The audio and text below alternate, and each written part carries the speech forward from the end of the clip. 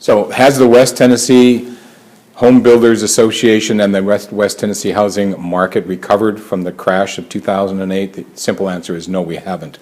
We're about halfway back, and the numbers speak for themselves. So back in 2007, there were 4,500 starts in this market. In this market today, we're at about 2,000 starts. So in Shelby County, we are only at about a quarter of where we were back then. So in Shelby County, we had 4,500 starts. Today, we have about 1,000 starts a year. Because the market has expanded to include Fayette County, it's expanded to include North Mississippi, and that North Mississippi market is really booming. Well, part of the reason why Shelby County hasn't rebounded quite as quickly as some of the other areas of the country is a lack of serviced lots.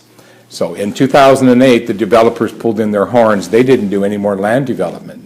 So all the lots that were in inventory then have now been used up, and builders are out looking for lots. There are customers looking to buy new homes. There are customers looking to have new homes built for them. The problem is they have nowhere to put them because there's a lack of lots. So what we're seeing now is, over the last 12 months, we've seen developers get that machine geared up again. They're starting to do more development. Interestingly as well, builders are starting to do their own land development.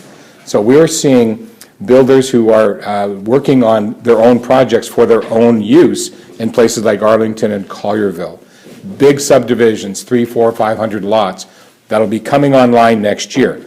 So the roadblock has been lack of lots, and the answer is to bring more lots on. So we're going to see that number in 16 go way up because there's going to be more lots available. I believe that we have, for the most part, recovered from the housing crisis in the capacity of the absorption rate of lots that existed before the recession and lots that exist now, which we just discussed. There's a shortage of lots, and the shortage of lots obviously creates the demand for new homes. And so if you're in a good location, Collierville, for example, if you're in a good location and you've got a good product, then we're selling houses, and we're selling them quickly, and we're selling them before they are finished. And so what I've come to find is that with the product that we're putting out, like here at Spring Creek, Washington Street, just east of the town square, up and down the Poplar Corridor, product in Collierville's moving. I attribute a lot of that to good schools, good leadership, political leadership, Memphis area home builders, West Tennessee. But there's still a shortage of lots. And so from a developer standpoint, putting lots in a good location with good schools, good leadership is a good combination for success. Before the recession, people were building a product without thinking.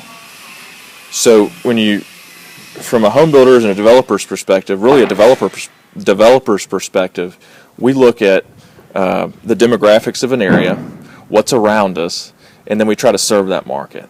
And when we're trying to serve a market, we've really got to think about what's the empty nester, what's the baby boomer looking for that the millennial can also use. So it becomes a hybrid mentality. So when we try to develop home plans, we've really got to develop not only home plans but the location.